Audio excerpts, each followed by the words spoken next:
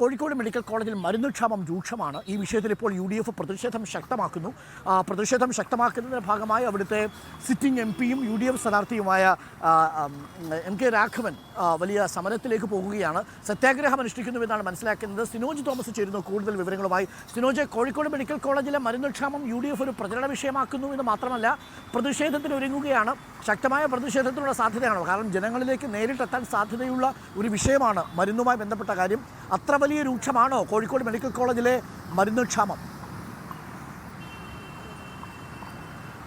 അരുൺകുമാർ, ആവശ്യമായ സമരം തന്നെയാണ്. കാരണം കഴിഞ്ഞ ഒരാഴ്ചയായി കോഴിക്കോട് മെഡിക്കൽ കോളേജിലെത്തുന്ന രോഗികൾ വലയുകയാണ്. ഉയർന്ന വില കൊടുത്ത് പുറമേ നിന്നാണ് മരുന്നുകൾ വാങ്ങുന്നത്. കഴിഞ്ഞ ഒരാഴ്ചയായി വിതരണക്കാർ മരുന്നുകൾ മാത്രമല്ല ശസ്ത്രക്രിയ ഉപകരണങ്ങൾ പോലും നൽകുന്നില്ല. കാരണം കഴിഞ്ഞ 8 മാസമായി, കൃത്യമായി പറഞ്ഞാൽ കഴിഞ്ഞ വർഷം ഓഗസ്റ്റ് മുതലുള്ള 75 കോടിയോളം രൂപയാണ് കുടിശ്ശിക വരുത്തിയിരിക്കുന്നത്. അത് ലഭിക്കാതെ വിതരണം നൽകില്ല, മരുന്നുകൾ നൽകില്ല എന്നാണ് കമ്പനികൾ പറഞ്ഞിരിക്കുന്നത്. അതുകൊണ്ട് ഒരാഴ്ചയായി വലിയ പ്രതിസന്ധി ഉണ്ടായിരിക്കുന്നു. ഈ ഘട്ടത്തിലാണ് UDF സമരവുമായി രംഗത്ത് വരുന്നത്. അല്പസമയത്തിനകം തന്നെ MK രാഘവൻ MP ഉപവാസ സമരം ആരംഭിക്കും. വൈകിട്ട് 4 മണി വരെയാണ് സമരം.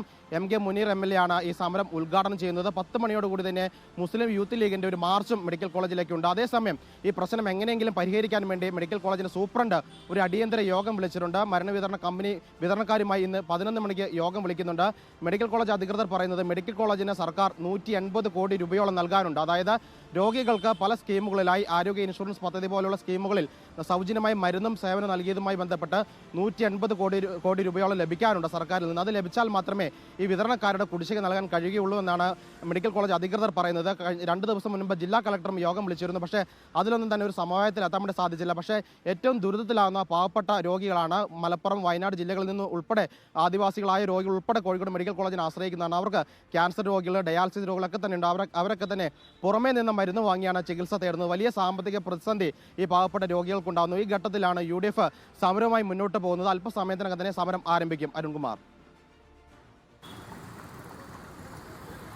Okay, thank you. സിനോജാണ് നമുക്കൊപ്പം ചേർന്നത്. കോഴിക്കോട് നിന്നും സിനോജ് തോമസ്.